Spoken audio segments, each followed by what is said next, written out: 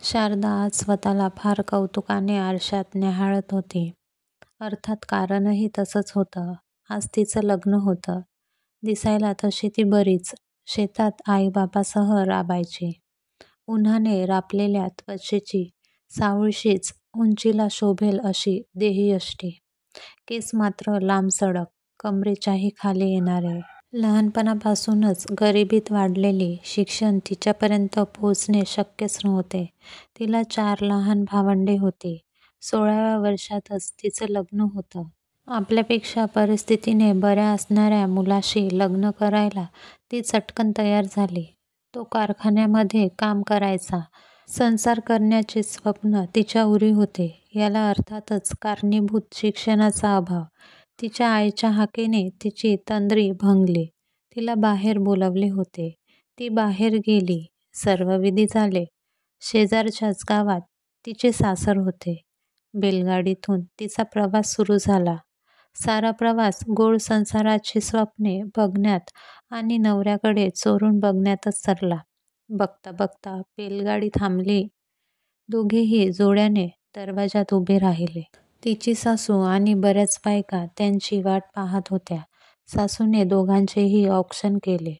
तिचा गृहप्रवेशही झाला. तिच्या संसाराची सुरुवात झाली. बघता बघता ती घरच्यांची मनं जिंकू लागली. लग्नानंतर काहीच दिवसात तिला पहिली पाळी आली. आईने तशी कल्पना दिलेली, परंतु बोलण्यात आणि प्रत्यक्ष अनुभवण्यात फार फरक असतो. तिला प्रचंड वेदना होत होत्या. तिला पाळी आली हे समजताच तिच्या सासूने तिच्या नंदेस तिचे कपडे बांधण्याचा आदेश दिला. कपडे बांधले जात होते, परंतु तिला काहीच समजत नव्हते. शेवटी न राहवून तिने प्रश्न केला, कपडे का बांधत आहात? मला कुठे नेत आहात आणि का? यावर तिच्या नंदेने उत्तर दिले, तुला पाळी आली आहे. आपल्याकडे बायकांना पाळी आल्यावर गावाबाहेरील रानातील झोपडीत 6 दिवसासाठी राहावं लागतं. तुझे कपडे सोबत धान्य आणि काही भांडे देते.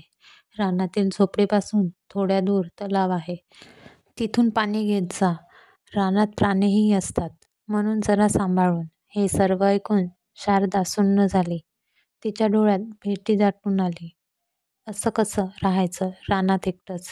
ती जागा सुरक्षित असेल का? या व यासारख्या अनेक प्रश्नांनी तिच्या मनात कल्लोळ माजवला होता.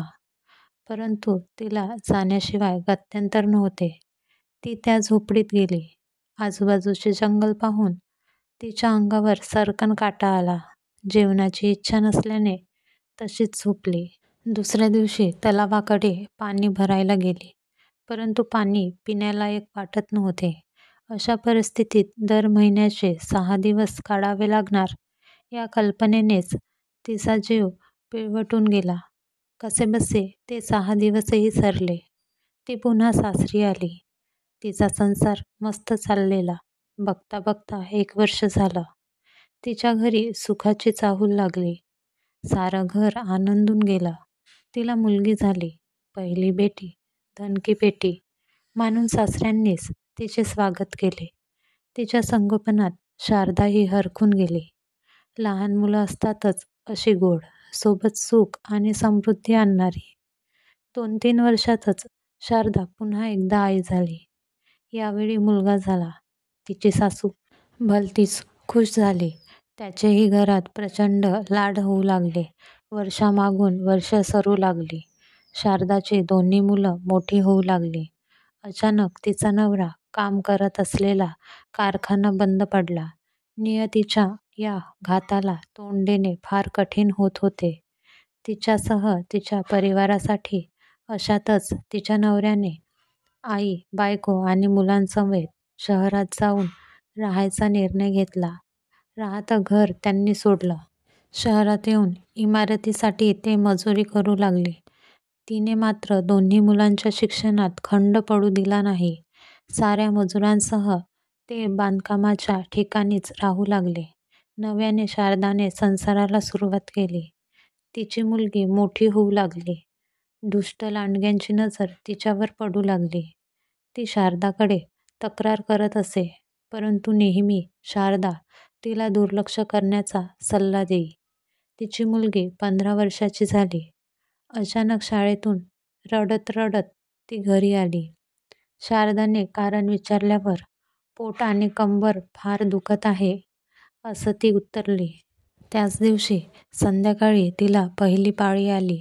सासूने तिला घराबाहेर राहायला सांगितले. वयात आलेल्या आपल्या मुलीला असे बाहेर ठेवणे कोणत्याही आईला पटण्यासारखे नव्हते. दुष्ट लांडगे लचके तोडण्यासाठी बसलेलेच असतात हे ती पुरेपूर जाणून होती. शारदा तिच्या सासूला विनवण्या करू लागली. तिची सासू मात्र निर्णयावर अडून राहिली. आता मात्र शारदा पेटून उठली. ती सासूला प्रत्युत्तर देऊ लागली. आपल्या आईशी ती भांडते हे पाहून तिच्या नवऱ्याने तिच्यावर हात उचलला. संसारापेक्षा तिला तिच्या मुलीची इज्जत महत्त्वाची वाटली, जे योग्यही होते. मुलाला आणि मुलीला तसंच घेऊन ती घराबाहेर पडली. सासू आणि नवऱ्याला न जुमानता कसेही करून मुलांना वाढवायचे हे स्वप्न डोळ्यात घेऊन ती चालू लागली. एक अनोळखी परंतु तेजोमय वाट. पाळी म्हणजे स्त्रीचा एक महत्त्वाचा घटक आहे. सैनिक जर देशासाठी रक्त सांडवत असतील तर स्त्रीचे रक्त हे त्यांना जन्म देते. परंतु अजूनही समाजात पाळी हा शब्द उच्चारताना लाज बाळगली जाते. अजूनही कथेत सांगितल्याप्रमाणे असे प्रकार घडत आहेत. त्यांना आळा बसवणे गरजेचे आहे. त्या दिवसात ती कोणत्या परिस्थितीला सामोरी जाते हे तिचं जाणते. असंख्य वेदनांशी ती लढत असते. अशावेळी तिला मायेची ऊब हवी असते. 2 प्रेमाचे शब्द तिच्या वेदनांना शमवायला पुरेसे असतात. तेव्हा जाणून पहा एकदा तिलाही. ही कथा आवडली असल्यास लाईक करा, शेअर करा आणि सबस्क्राईब करा. धन्यवाद.